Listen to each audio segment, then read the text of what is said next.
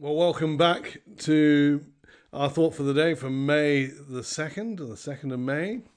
It's a gorgeous spring day outside. I hope you're enjoying it after, of course, you've watched this. We and speaking of enjoying nature, we're doing the second of our little exploring of Franciscan spirituality in regards to ecology and reconciliation, because they're intricately linked in regards to the relationship that we have with ecology will lead us to a point where we would seek reconciliation with all things, with all people, with God, with creation as a whole. Now, the word ecology is, like in many ways, anything that ends in an ology is derived from a Greek word, and oikos means home or about the home.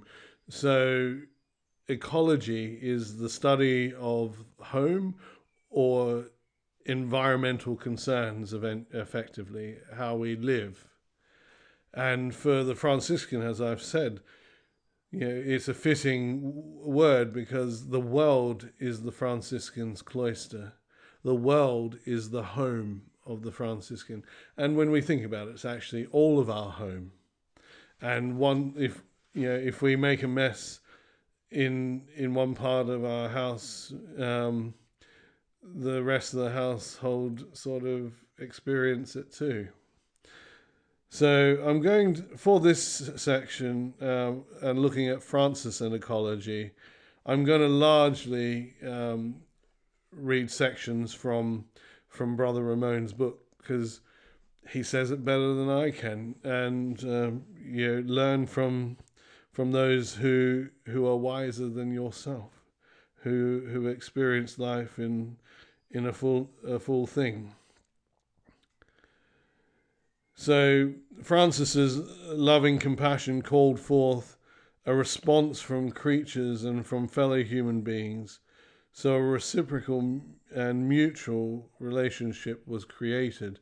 Hence how our relationship with creation, ecology, and each other is integral in our understanding of reconciliation as well. What would some kind of environmental agenda look like? There would be tensions in its preparation. For as Christians and Franciscans, we should look at our world as God's world, and at ourselves, not called to dominate, which has been a huge part of Western Christianity, definitely, since Constantine. This idea of dominating the world.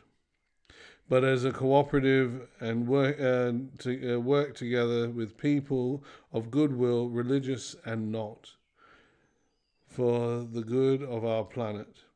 Here are some suggestions that Brother Ramon gives us, and I think actually they're fitting even in today's world, and actually especially in today's world, even though these were written quite some time ago.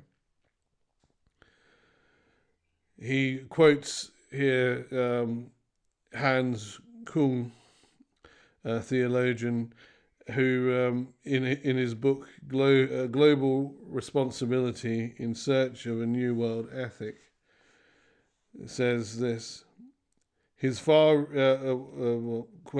Ramon quoting him, his far-reaching concerns are clear when he looks for not just freedom, but also justice.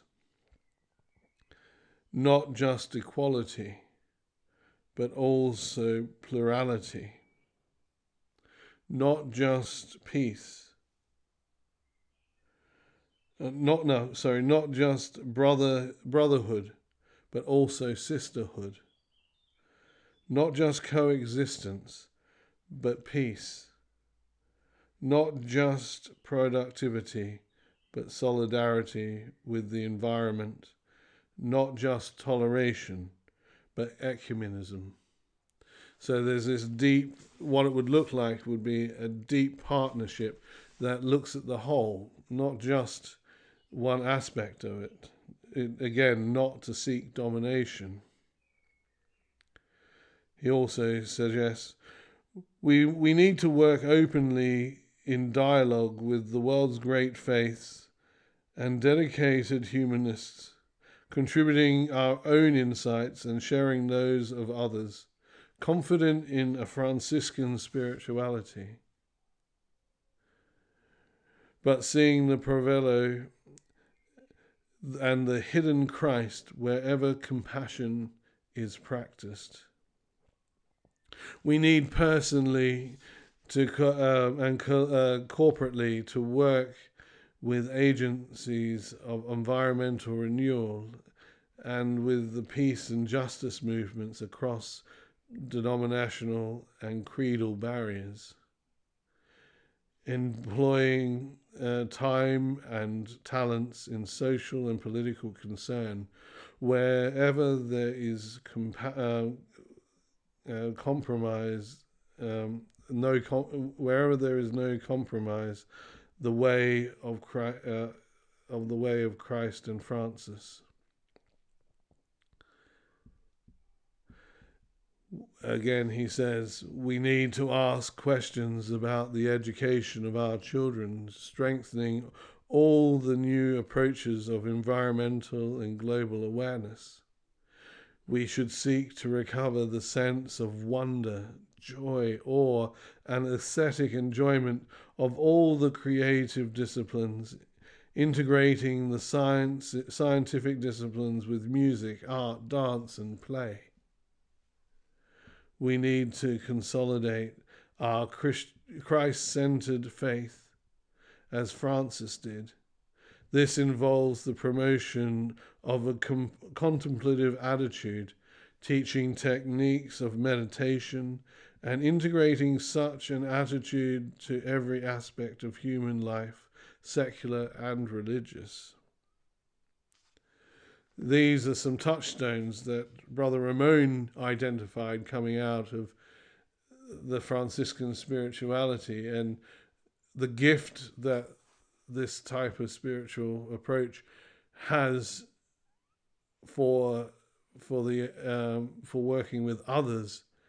We celebrated last year the 400th anniversary of his meeting with the Sultan in Egypt, and we really came, which gave us a really interesting model for interfaith relationships. And here, Brother Ramon is saying, well, from our Franciscan perspective, as we are all brothers and sisters, we are able to approach both other great faiths of the world and those who of no faith, those dedicated humanists, as he puts it. Thought for the day to a close at this point, as I'm going to now address tomorrow the next part of Ecology and Reconciliation, and that's to try and understand Francis a little bit better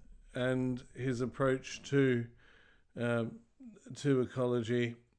And we're going to quote more from his actual life and biographies to get a real flavor of Francis in all of this. So I hope you'll tune in tomorrow for the second half of this thought for the day.